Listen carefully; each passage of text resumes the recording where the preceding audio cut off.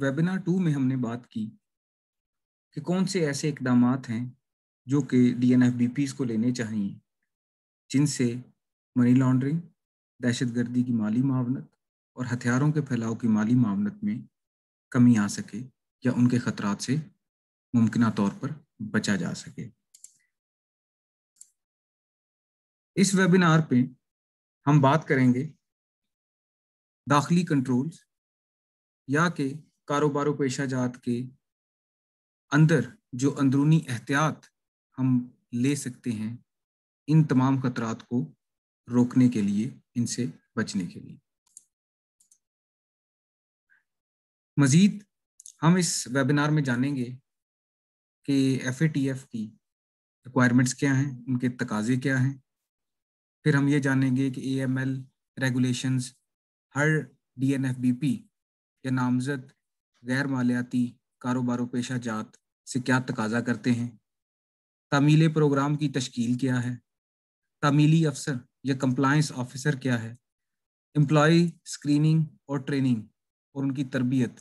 कैसे की जाए, आज़ादाना ऑडिट का निज़ाम क्या है, खुदकार बमुकाबला रवायती निज़ाम को बताया जाएगा और दाखिली कंट्रोल्स की निगरानी कैसे की जाए, इसके बारे में हम बात करेंगे। सबसे पहले हम बात करेंगे कि FATF के तकाजे क्या हैं। दाखिली कंट्रोल और इससे मुतल्लिका जो मालूमात हैं वो FATF की सिफारिश नंबर 18 और 23 में मौजूद हैं, जो कि ये तकाजा करती हैं कि एक DNFBP को कंप्लायंस या तामीली प्रोग्राम में किस किस चीज़ को मद्देनज़र रखना चाहिए और जिसमें ये सारी चीज़ें मौजूद हैं। तामीलाती अफसर की तयनी, मुलाजमीन की स्क्रीनिंग, उनकी तरबियत, एक आज़ादाना ऑडिट का निज़ाम, कंप्लायंस प्रोग्राम हर ब्रांच पर और हर ज़ैली इदारे पर कैसे लगेगा, CDD और ख़तरात के इंतज़ाम के सिलसिले में मालूमात का तबादला कैसे होना चाहिए और बैरून मुल्क ब्रांचों और ज़ैली इदारों में DNFBP हो या मेज़बान मुल्क जिसमें मेयारात बुलंद तर होंगे उन्हें नाफिज करेगा।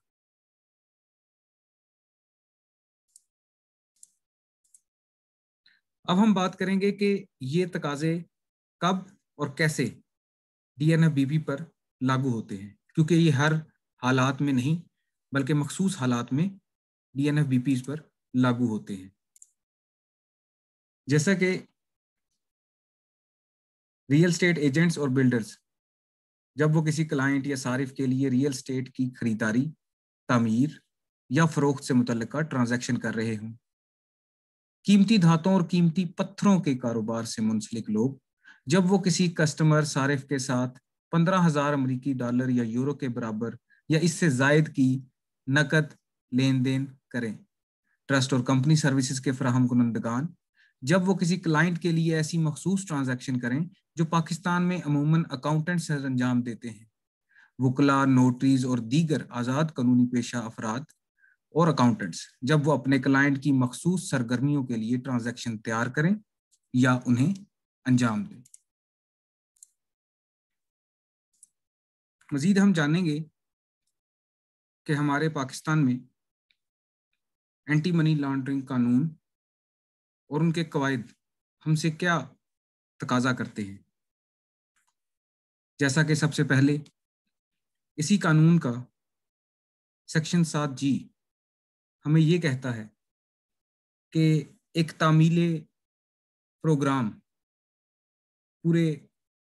बिजनेस को देखते हुए, कारोबार को देखते हुए बनाया जाए, जिसमें ये कहा जाता है कि हर रिपोर्टिंग इदारा तामील के इंतजामात करेगा जिसमें इंतजामी सतह पर अफसर जो कि तामील का जिम्मेदार होगा उसकी तकर्री करेगा, और ऐसे ट्रेनिंग प्रोग्राम भी शामिल हैं जिनमें मनी लॉन्ड्रिंग और दहशतगर्दी की माली मावनत और इस कानून के तहत उनकी सरगर्मियों के दौरान कारोबार के हुजम से मुताबिकत पर मबनी तरबियत फराहम की जाए। इसके बाद इसी कानून के सेक्शन 7H में पॉलिसियां और तरीका हाय कार बयान किया गया है कि हर रिपोर्टिंग इदारा یا DNFBP ایسی پالیسیوں اور طریقہ کار پر عمل کرے گا کہ اس ایکٹ کی شقوں اور اس کے تحت جاری ہونے والے قواعد و ضوابط جو رپورٹنگ اداروں پر TFS کی ذمہ داریاں عائد کرتے ہیں سے مطابقت کو یقینی بنایا جا سکے۔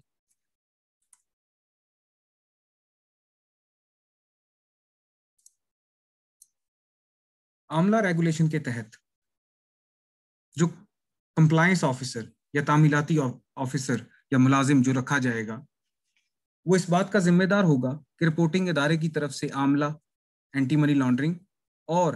اس کے تحت جو بھی ریگولیشنز ہیں ان سے مطابقت کو یقینی بنائے۔ مزید کاروباری فرد یا افراد یا کمپنی اپنے ملازموں کو جب نوکری دے گی تو ان کی اسکریننگ کرے گی۔ مزید برآں ایک تربیت کا نظام وضع کیا جائے گا جو کہ ہمیشہ چلتا رہے گا اور وقت کی مناسبت سے اور قانون کی مناسبت سے بہتر بنایا جائے گا، اور اس کے ساتھ ایک آزادانہ آڈٹ فنکشن بھی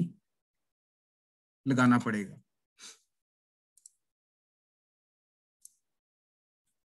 اب ہم دیکھیں گے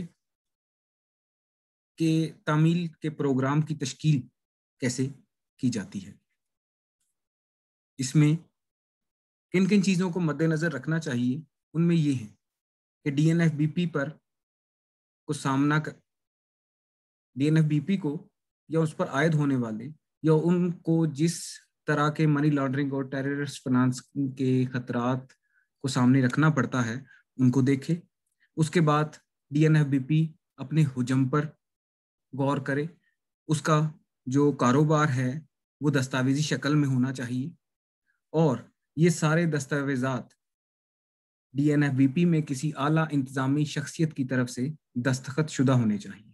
سینئر انتظامیہ کو اپڈیٹس کے بارے میں باقاعدگی سے آگاہ کیا جائے اس بارے میں، اور اس میں داخلی کنٹرول اور بچاؤ کے اقدامات بھی شامل ہونے چاہیے۔ ہم بات کریں گے کہ تعمیلی افسر کیسا ہوگا یا اس کے فرائض کیا ہوں گے۔ اس میں اس کا کردار کہ وہ ایک انتظامی سطح کا افسر ہونا چاہیے، وہ براہ راست بورڈ آف ڈائریکٹرز، CEO یا اس کے برابر کے عہدیدار کو رپورٹ کرنے کا مجاز ہو، اور اس کے پاس تمام ریکارڈ اور سٹاف تک رسائی اس کی لازمی ہو۔ مزید وہ ان چیزوں کے لیے ذمہ دار ٹھہرایا جائے گا: داخلی کنٹرولز کی اعلیٰ انتظامیہ سے منظوری لینا اور ان پر عمل درآمد کرانا، AML-CFT پالیسیوں کی نگرانی، جائزہ اور انہیں اپڈیٹ کرنا، تعمیل کے سلسلے میں معاونت فراہم کرنا، درست گوشوارے جمع کروانا، نگرانی کرے گا کہ FMU کو بروقت CTR یا STR رپورٹ کرے، اور کوئی دیگر ضروری ذمہ داریاں جو قانون اس سے کہتا ہے۔ اب بات آئے گی کہ جو ملازمین وہاں کام کریں گے ان کی تربیت اور اسکریننگ کیسے کی جائے گی۔ DNFBP کی جب ہم بات کرتے ہیں تو اس کی اسکریننگ میں ہر ایسے فرد جو کہ ملازمت لینا چاہتا ہو اس سے قبل اور بعد بھی باقاعدگی کے ساتھ اس کی مہارتوں، علم اور تجربے کا جائزہ لیں گے۔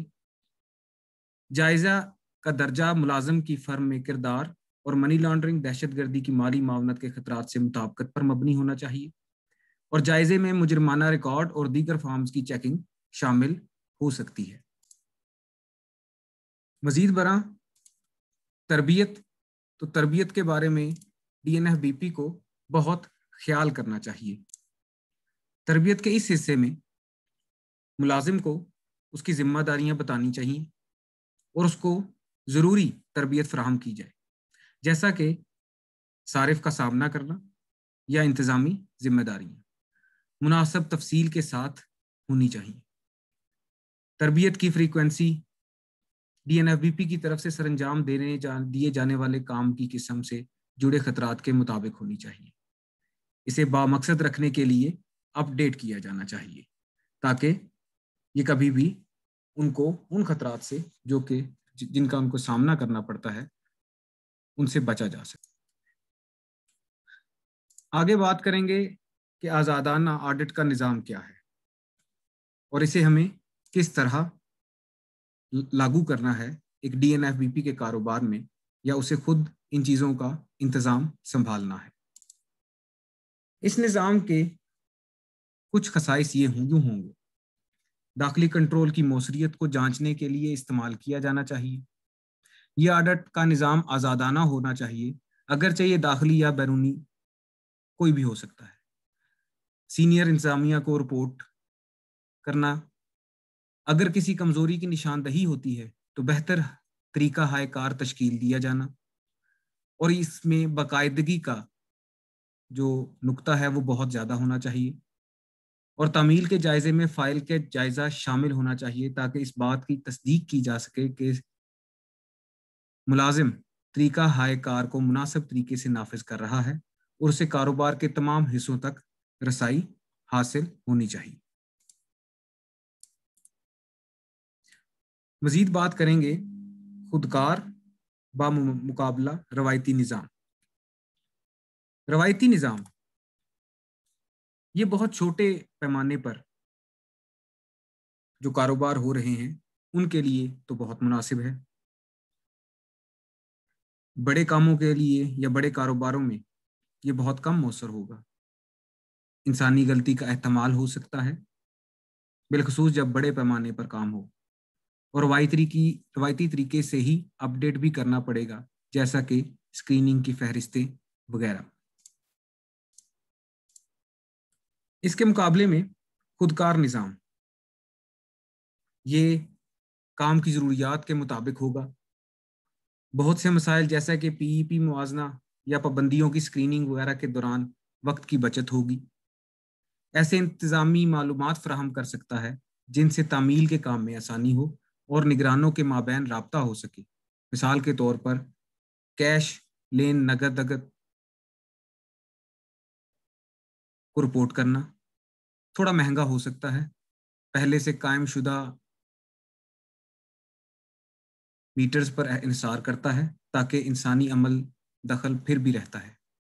حتمی طور پر یہ D N F B P کو ہی فیصلہ کرنا ہے کہ اسے کس درجے کا خودکار نظام درکار ہے۔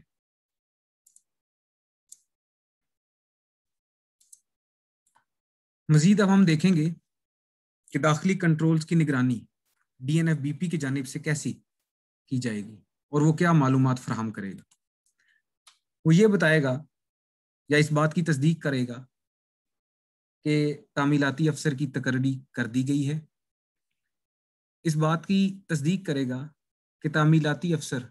عمل درآمد اور رپورٹنگ فرم کی طرف سے مسلسل تعمیل کی نگرانی کر رہا ہے، اس بات کی تصدیق بھی کرے گا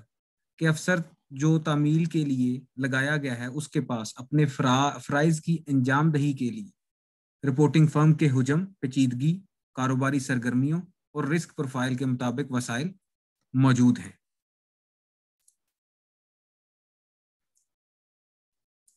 مزید ٹیسٹنگ اور reporting D N F B P کی طرف سے کی جائے گی۔ وہ لین دین کے معاملات